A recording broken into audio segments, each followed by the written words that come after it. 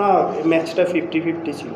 তার কারণ হচ্ছে ওরাও খুব ভালো ফুটবল খেলেছে first half, then second half আমরা আমাদের হাফ টাইমে আমাদের টিমকে সেভাবেই আবার নেক্সট 45 মিনিটের জন্য সেভাবে প্রিপারেশন করেছিলাম, যার জন্য হয়তো লাস্ট 45 মিনিট আমরা ডমিনেট করেছিলাম। দিস ইজ ফুটবল, ফুটবলে এটা হতেই পারে, ড্র উইন। আজকে আমরা সত্যি ঠিক ভালো খেলতে পারি না, আমরা যে ফুটবলটা আমরা খেলি সেই ফুটবলটা আমরা খেলতে পারি না। হ্যাঁ, সেটা স্বাভাবিক।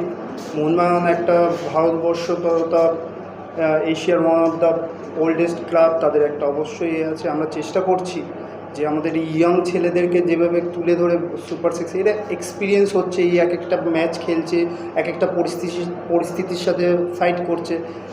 নেক্সট এদের যে টার্গেট সিনিয়র টিম, এরা ভালো করবে, এটাই আমাদের টার্গেট কলকাতা লিগ থেকে।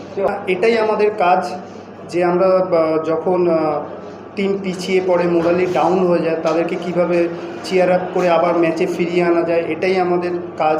সেই কাজটা এদের সঙ্গে আমরা করছি, চেষ্টা করছি এরা যেন মেন্টালি স্ট্রং হতে পারে, যেন যেখানেই যাক পরবর্তী এদের ভবিষ্যৎ যেন ভালো।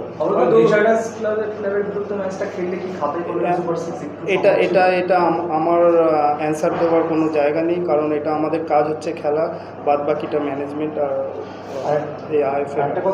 না, সুরুচিকে আটকানোর জন্য না, আমরা চেয়েছিলাম 3 পয়েন্ট, সেই 3 পয়েন্টটা হয়তো আমরা পাইনি।